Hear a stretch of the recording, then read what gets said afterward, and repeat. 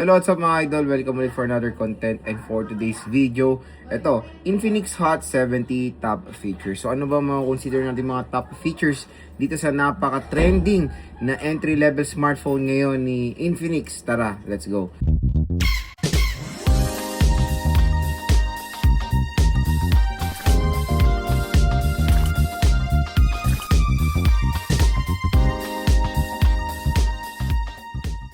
So yun mga idol, for today's content, ayan, pag-uusapan natin or quick review din natin ng Infinix Hot 70. So itong smartphone na to ay bagong labas lang dito sa Philippines at gumagawa to ng ingay ngayon dahil sa sobrang mura niya at napakaganda ng specification na mo-offer ng smartphone na to for its price segment.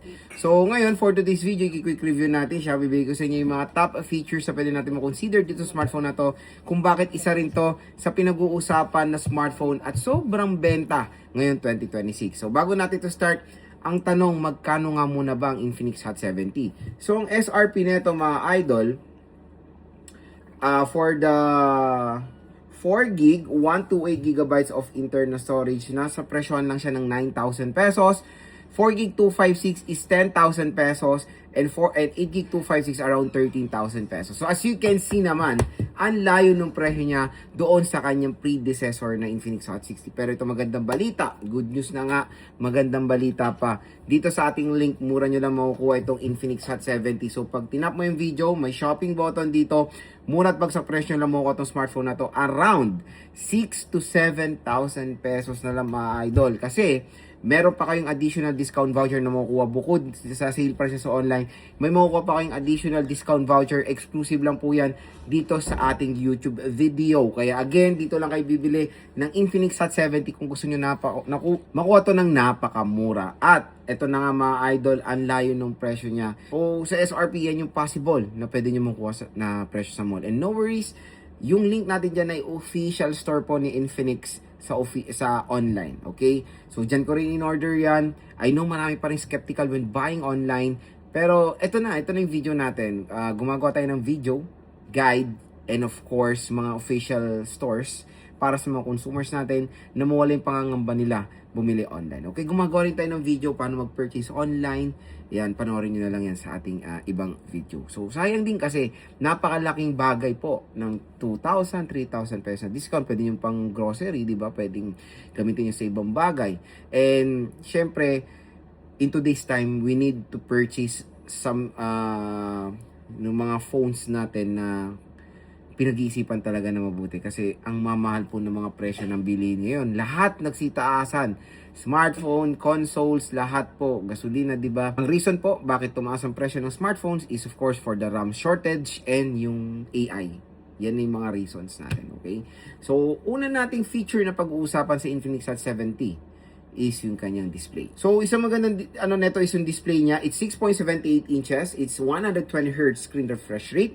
Ang medyo magiging skeptical ang mga ibang consumers natin dito when it comes sa resolution.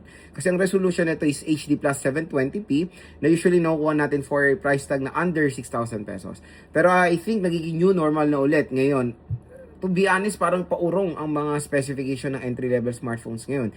Yung iba. Pero kasi parang na-analyze ko na binabalance talaga nila yung specs ngayon kasi sa sobrang mahal ng RAM, medyo hinuhugot nila yung ibang specification para ma-achieve yung mas sulit pa na smartphone sa ganitong price segment. Pero maganda naman dito, yes, it's HD plus 720p. Bumawi naman sa needs of brightness. Maganda naman yung brightness level niya na ma-offer. So no worries naman, pag maglalaro kayo dito or manonood ng movies, may enjoy nyo naman dahil sa large screen, smoother response dahil sa 120Hz screen refresh rate at syempre mga idol, maganda yung needs of brightness niya. Isa pang magandang feature nito is battery. Ito talaga yung panalo. Battery is a 6,000 mAh battery capacity. So, ang laki, di ba? And I think that is the best minimum na pwede na natin makuha na battery when it comes to mga gitong price tag. So, 6,000 mAh, medyo malaki naman yan mga idol at matagal nyo rin naman mga gamit ang Infinix Hot 70. Ang maganda pang tinanong dito is the 45 watt fast charging rate. So, mabilis din siya mag-charge in less than 1 hour lang.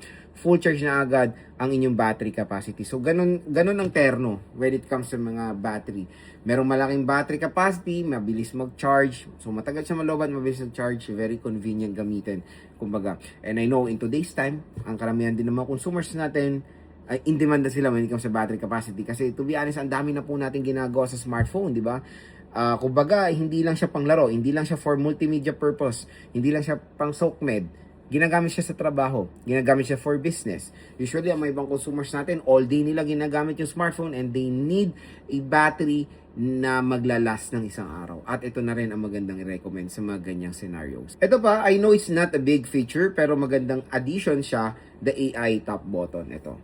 So, itong AI top button nila ay parang nagre-resemblance, of course, sa action button ng iPhone.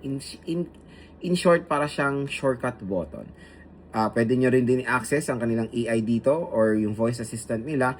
And pwede nyo rin siya gawing shortcut button sa mga gusto nyong certain application or ang tawag doon, yung parang tool.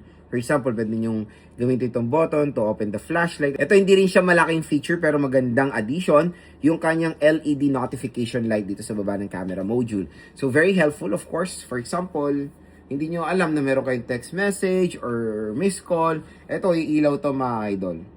Which is very helpful sa mga ganyang things.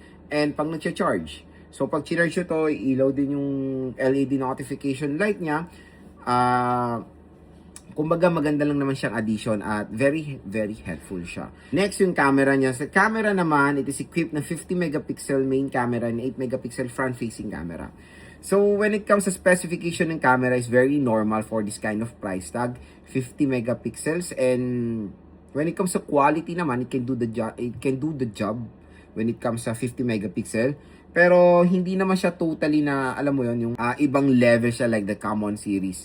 So, yung 50 megapixel niya, pag maganda yung tama ng lighting mo or perfect lighting condition, makakapagbigay naman siya ng outstanding photo, kumbaga. Pero when it comes sa low light, meron tayong napansin na yung mga certain noise pag nasa tayo indoor or medyo hindi ganoon kaganda yung lighting condition, especially for the front-facing camera.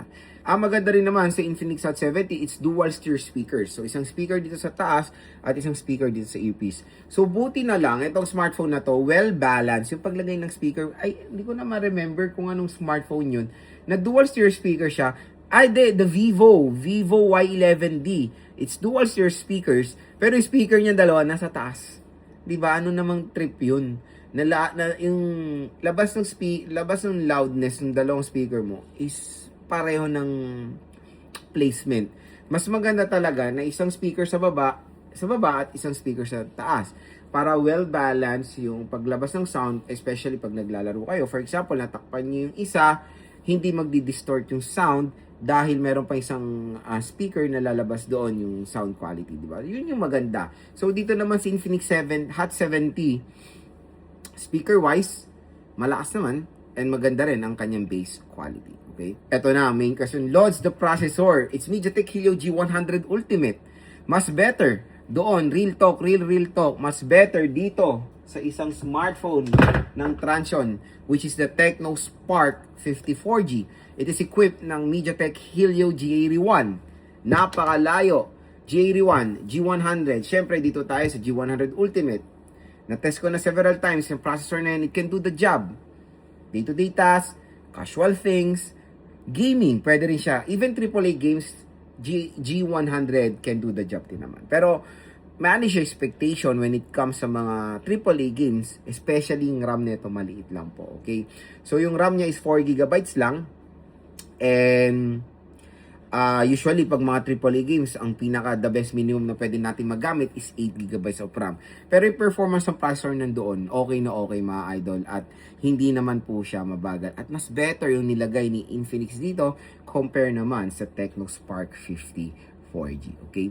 So, the IP rating is IP64, water and dust resistant. So, same din naman sa mga ibang smartphone when it comes sa protection. Pwede siya sa navigating tool. Umulan man, hindi nyo na kailangan lagyan ng plastic yung smartphone nyo dahil meron po itong resistant when it comes sa mga water pressure or water droplets. Pero again, it is not recommended to submerge it sa water dahil medyo mababa po ang kanyang IP rating sa mga ganyang scenario. Huwag kayong maniniwala. For example, ang Hot 70, nilublob nila sa tubig, it's a big red flag, okay? Huwag kayong maniniwala sa ganon dahil mababa pong IP rating ng mga ganyan, ng smartphone na to for that kind of scenario. So again, pwede siya for accidental spillage accidental drop sa tubig na sobrang saglit lang. Kunyari, nahulog nyo to sa pool or sa toilet bowl. Kinuha nyo agad, valid. Pero pag tumagal ng 1 minuto, medyo mahirap or there's a possibility makompromiso yung loob niyan dahil hindi enough ang kanyang water protection pag nasubmerge siya ng matagal sa water. Okay? So yun mga idol, ang ating mga top features dito sa Infinix Hot 70. Ito, mayroon pa ako isang share. Hindi siya big feature, hindi siya pero maganda naman siya condition, the design. Siyempre, when buying a smartphone, mayroon pa rin mga consumers na top priority nila when buying is design and aesthetic. Napakaganda naman ang design nito, real talk. At kudos sa Infinix na hindi sila nagbibigay na ng mga transparent na jelly case. Aba, tingnan nyo naman yung case na kasama.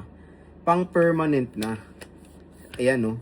So, even accessories, binibigyan nila ng halaga na parang matutuwa ang mga consumers natin, di ba? Ayan, no? So, napaganda. Even the color is, pair din doon sa mismong color ng smartphone, no? Napagandang ginawa ni Infinix. So, yan mga idol, design and aesthetic, paniguradong pasado tayo dito sa Infinix Hot 70. Ang ganda-ganda niya. For me, perfect 10 ang mabibigay kong score when it comes sa design nitong smartphone na to. Ayun, kung interested kayo sa Infinix Hot 70, dito lang kayo bibili sa ating link. So, tap mo yung video, view products or may shopping button dyan. Mura at bagsak presyo na mo ka tong Infinix Hot 70. Grab yours now hanggang meron pang siyang magandang discount na ma-offer sa online mga idol. So hopefully, nakatulong to sa inyo kung nagde-decide kayo bumili na itong smartphone na to. And for me, paniguradong napakasulit na itong i-purchase ngayong 2026.